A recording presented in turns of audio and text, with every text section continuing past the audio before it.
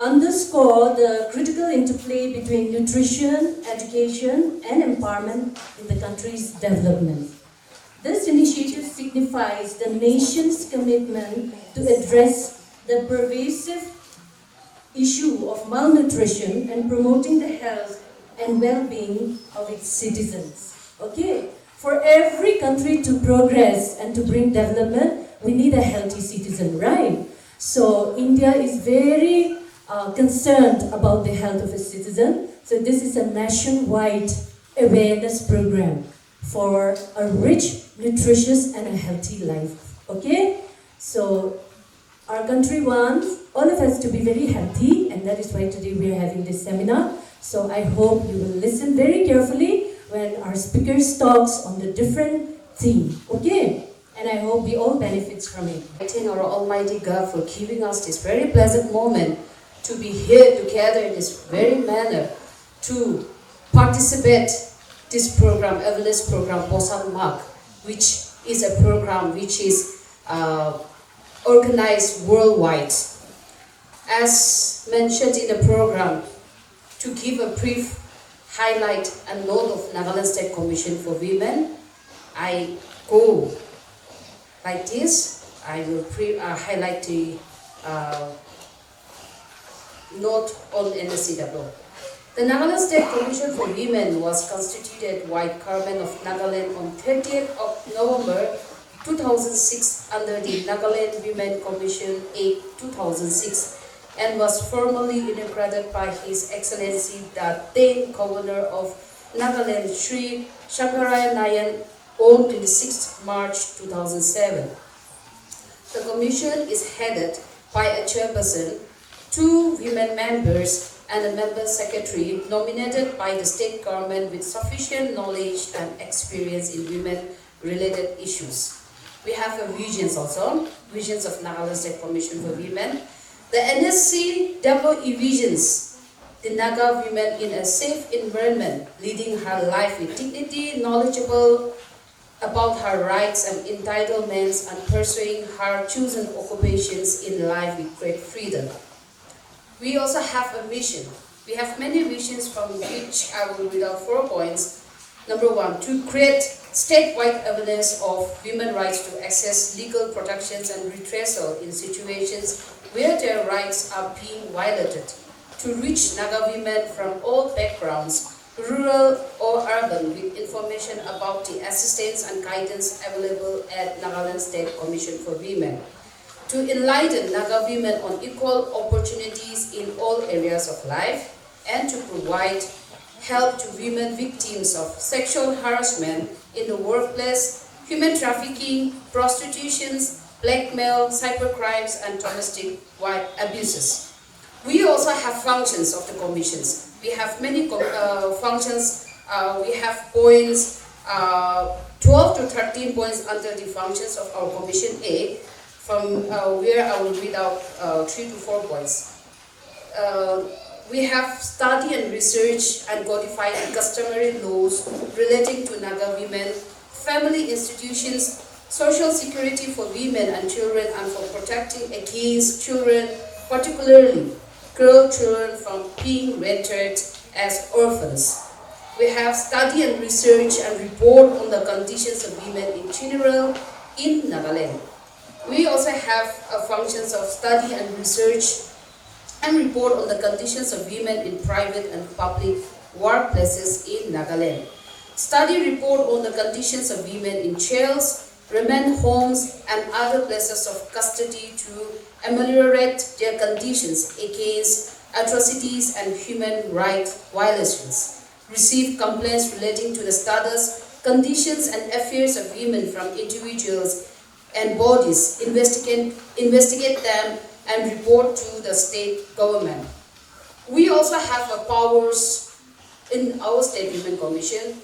Like power of commission is, while performing functions under Section 5 of this Act involving investigation and inquiry, the commissions also have the power of a civil court trying a suit in respect of the following matters, like summoning and enforcing the attendance of any person from any part of India and examining him on oath, recurring the discovery and productions of any documents, receiving evidence on affidavits, requisitioning any public record of copy thereof from any court or office, and also issuing commission for examinations of witnesses and documents. The main activities Women Commission we usually do during the annual year are: the Commission has been engaged mainly with sensitization, empowerment of women through skills and documentation efforts since its inception. Like we do about women and girls' legal rights under the Constitution. We assist to legal authorities for redressal of grievances. We also urge the authorities to include women members in decision-making bodies. Also conduct awareness program about women's rights on share of inheritance of acquired property and working towards the enactment of such a law. And also we create an awareness for a safe environment within the family by eliminating domestic violence in homes and encouraging women to report such cases to the authorities promptly.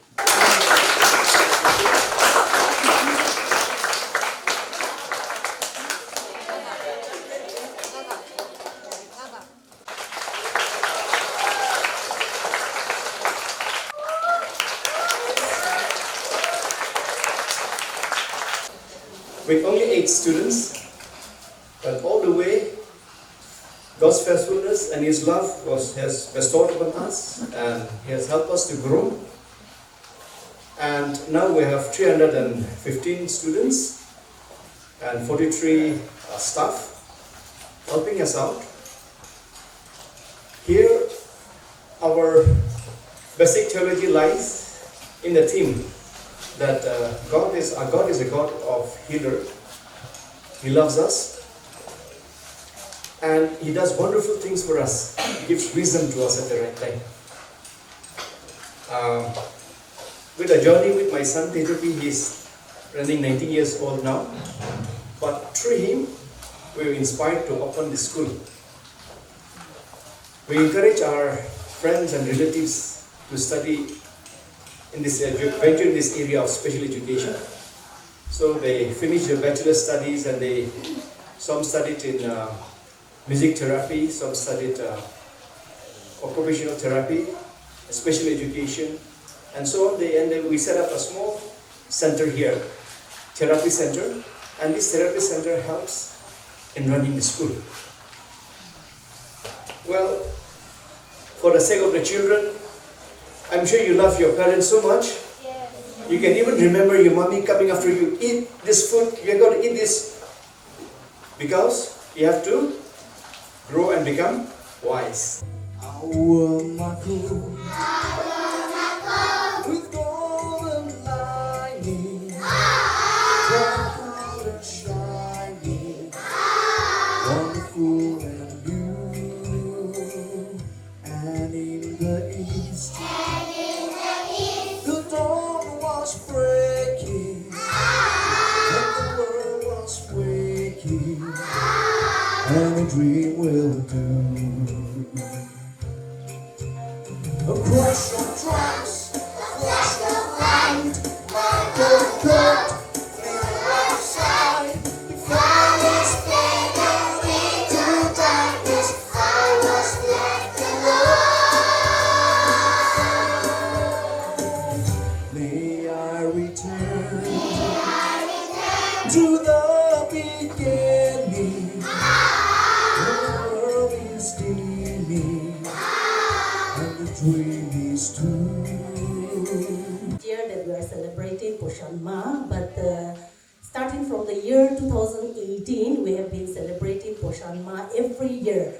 So what we do usually during this program is that we see that every household is rich about the importance of nutrition, the importance of staying healthy, the importance of being being able to decide the right food to eat, and also stay as a healthy community. So this has been our target, and therefore in our office, what we do is that we do massive activities like home visitation, where we go and visit homes and talk about nutrition, talk about growth monitoring, talk about anything that relates to health and also hygiene. And for me, this is a very rare opportunity standing in front of school kids, because usually when we have program, community-based events and programs, we talk to the mothers, we talk to the adolescent girls and boys, especially who are out of schools. And today, as I come here, I'm really excited and very happy, because I'm going to talk to a very important group of people, that is the students, and I feel you are very privileged and very you're a very important person, because you are our future, and I'm looking forward to have a very important time, a very meaningful time with you. So the topic given to me is nutrition, rich diet for growth. I think we all know what is nutrition, right?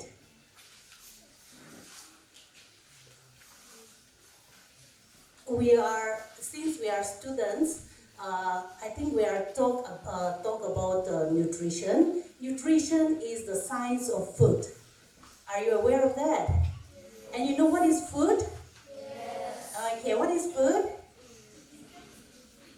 Anything that we eat that give us nutrients, right? Anything that we eat that is eatable that give us nutrients. And now what are nutrients then? They are the components in the food that we eat. So in the schools, we are taught about the nutrients like carbohydrates, fats, protein, vitamins, minerals, like that, isn't it? Yeah, but when we eat food, we don't eat them in the form of carbohydrate or fats or protein. So it is very important that we know where are these nutrients found. So I want to tell you something about that also. There are two broad categories that I want to say: macronutrients and micronutrients. Macronutrients are those nutrients like carbohydrate, fats, proteins, which we need in a large quantity. Okay, we have to eat a lot of them. And micro are the ones which we need in a lesser quantity. So when we talk about carbohydrates, what is the work of carbohydrates in our body? Can anyone say? Carbohydrates are the energy-giving food. We need energy every day, isn't it? To come to school, we need energy. To do our studies, we need energy. So energy is a very important, we really need carbohydrates. So where are these carbohydrates available? You can find them in your potatoes. When you cook potato and eat, you can find carbohydrates. You'll get carbohydrates. When you eat rice, when you eat corns, there are many other food items, but these are the foods that we can easily identify with. So those are the things that we get carbohydrates. And what about protein? Protein is also a very important nutrient which we need in a very large quantity. So it builds our body, okay, it repairs our body tissue. So where are these proteins available? You can find them in your beans, in your pulses, in the meat, fish, egg, in the milk products, etc. And also fats are very important. They are also very high energy given food. And they are also important because they help us in absorbing some of the vitamins. So they are very important. And we also have these vitamins and minerals. In vitamins also we have so many others, like so many types like A, B, C, D, E, K, etc. And in minerals also we need calcium, we need iron, we need zinc. So many are there. But these foods are important because they help in the formation of the skins, the blood vessels, the hemoglobin, the bones, etc. So it is very important for our growth.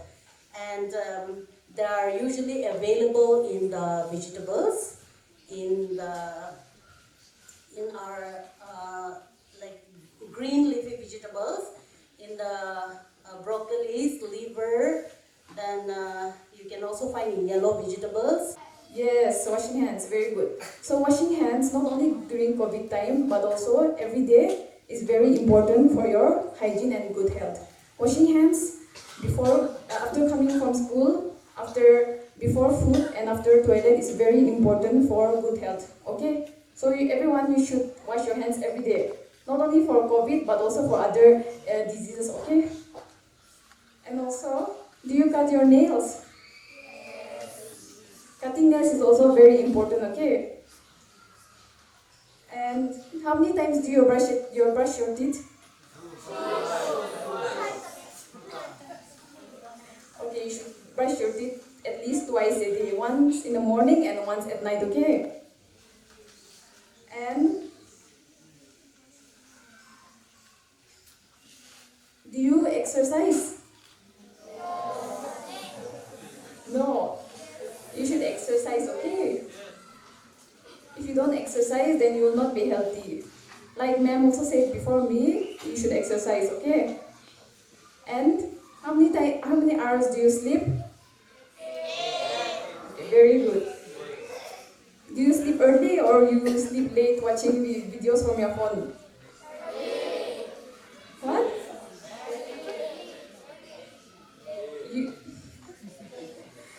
You should sleep early and wake up early, okay? And you should try to minimize your screen time. It's not good for your eyes also, okay? So what you should do for your good hygiene? Yes. And what have I said earlier? And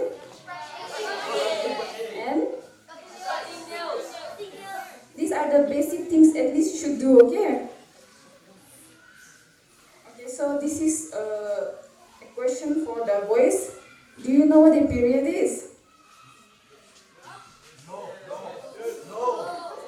Yes? Whoever said yes, can you tell me?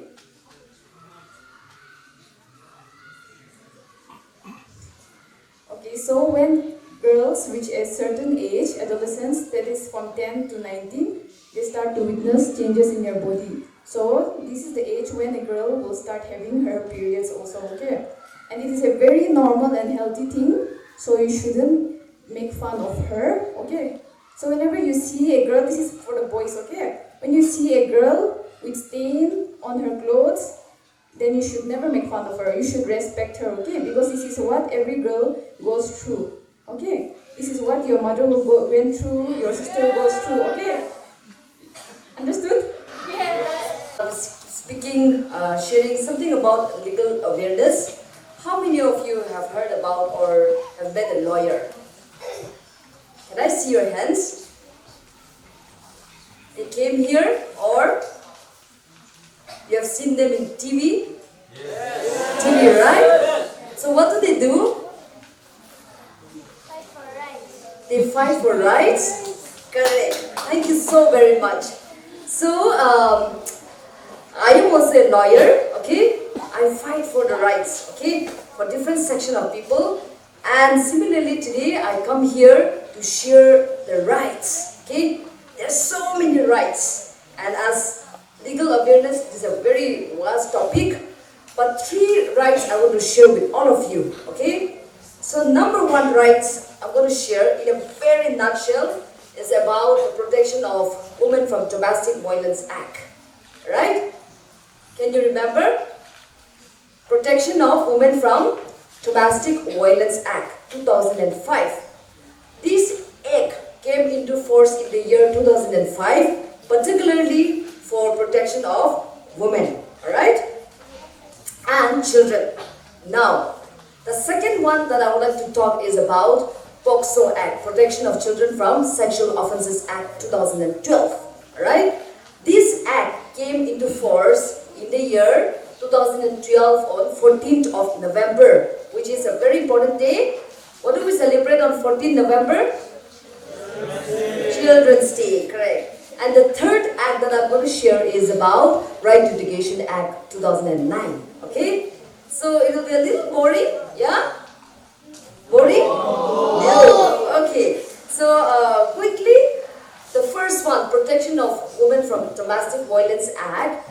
Where does it happen? It happened in a domestic relationship, in a household, okay? Everyone has a family, right? We all come from a family, right? We all have a mother, father, siblings, grandparents, relatives, uncles, aunties, right? So this domestic violence happen in a shared household, right?